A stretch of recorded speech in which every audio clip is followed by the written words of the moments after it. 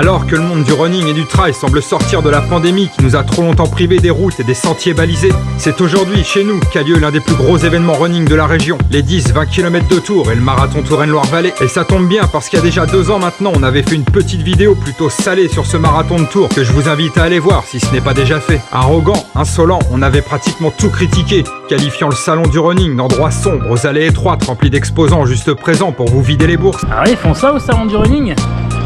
Ça m'intéresse. On n'avait pas non plus manqué de souligner l'absence de public sur les points stratégiques de la course, le côté désertique de certaines sections et la trop grande et inutile présence des ravitaux points d'eau, inutile vu le froid et la quantité d'eau qui s'abattait sur nous. Ça faisait longtemps que j'avais pas vu autant d'eau. Comme si l'organisateur pouvait connaître à l'avance la météo, rien n'avait été épargné, rien ni personne. Les photographes présents sur le parcours lui-même qu'on avait souillé en ne montrant que les passages les moins flatteurs, tout y est passé. On s'était même cru drôle à qualifier d'hystérique une bénévole enthousiaste qui encourageait les coureurs. Tout ce qu'on avait réussi à faire, c'était de s'attirer les foudres de l'organisateur. Si vous êtes curieux, allez checker les commentaires sous notre précédente vidéo. Soit dit entre nous, même si on avait conclu sur une note positive, avec le recul, et même en brandissant le bouclier du 2e degré, on comprend son agacement. On te salue au passage, Christophe. Salut Christophe! Si on est de retour aujourd'hui, c'est pour voir ce qu'est devenu ce grand événement tourangeau. Pop, n'allez pas croire, on va pas non plus présenter des excuses. En gage de notre bonne foi, la machine et moi nous rachetons une conduite en faisant le bénévole au retrait des dossards. Je suis même là pour signer des autographes, quoi. On en profite d'ailleurs pour remercier tous les bénévoles de l'événement. Merci les bénévoles! Cette année, le salon est bien plus sympa avec des grandes allées occupées par les sponsors et les partenaires de la course qui ont répondu présents à l'appel.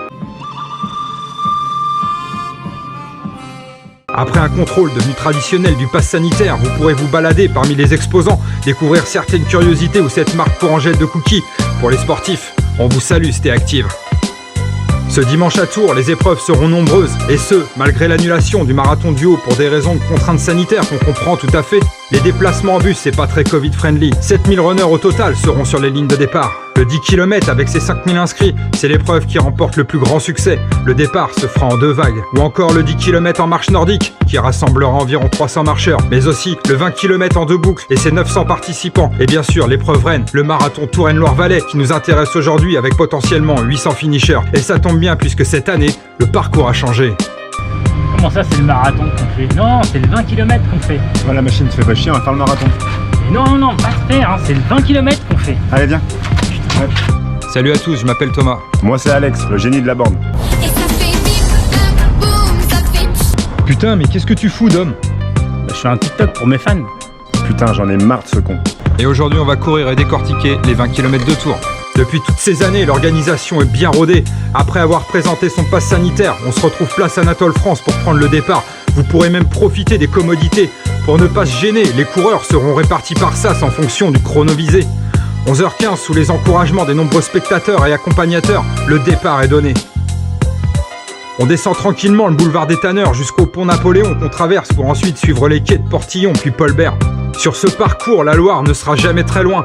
Les kilomètres s'enchaînent jusqu'à l'abbaye de Marmoutier, haut lieu de la culture tourangelle, connue pour ses animations estivales et ses fouilles archéologiques. C'est à la sortie de ce site que se tient le premier ravito. Ils seront au nombre de 3 tous les 5 km. Des pâtes de fruits, des fruits secs emballés dans des sachets individuels. Inutile de vous préciser pourquoi l'orga choisit ce format. Des quartiers d'orange et de l'eau largement suffisant sur un 20 km. L'accent est mis sur le tri avec ces cup box mises à disposition pour récupérer les gobelets usagés. Plus 1 pour l'orga, ça c'est bien joué. Quelques centaines de mètres de bitume plus tard et on descend le long de la Loire sur un chemin piéton. Allez les fragiles! Allez, bougez-vous un peu là! Petit bonus, des groupes de musique de toutes origines seront placés un peu partout sur le parcours. Ça met l'ambiance. On traverse une nouvelle fois la Loire pour se diriger vers la fin de la première boucle. Une nouvelle fois, il nous faudra descendre sur les quais de la Loire et ainsi éviter de repasser par le point de départ, car ce 20 km, oui, se fait en 2 boucles. Et à ceux qui diront 2 boucles, c'est chiant, je leur répondrai que ça permet aux spectateurs d'apprécier davantage la course, de voir passer plusieurs fois les coureurs. Tiens, regardez ces gens s'ils sont pas contents là de nous voir passer 2 fois. C'est aux alentours du kilomètre 17 que le déluge a décidé de s'abattre sur la course. C'est la Touraine!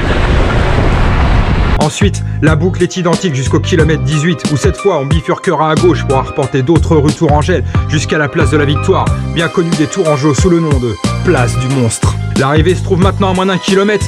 On est de retour au point de départ. Avant de sortir de la zone, récupérer un petit ravitaillement individuel plutôt bienvenu composé d'une pomme, de fruits secs, de biscuits et d'une bouteille d'eau. On profite de l'instant. C'était sympa franchement. Comme vous êtes des runners connectés, on va faire un petit tour sur Facebook, ce bon vieux réseau social des boomers. Apparemment, tout le monde a l'air d'apprécier les changements de parcours. Il y a pas mal de compliments sous les publications, ça fait plaisir. C'est marrant ça, il y en a toujours un pour afficher son dossard en commentaire, comme si ça intéressait quelqu'un de savoir que machin a tel ou tel numéro.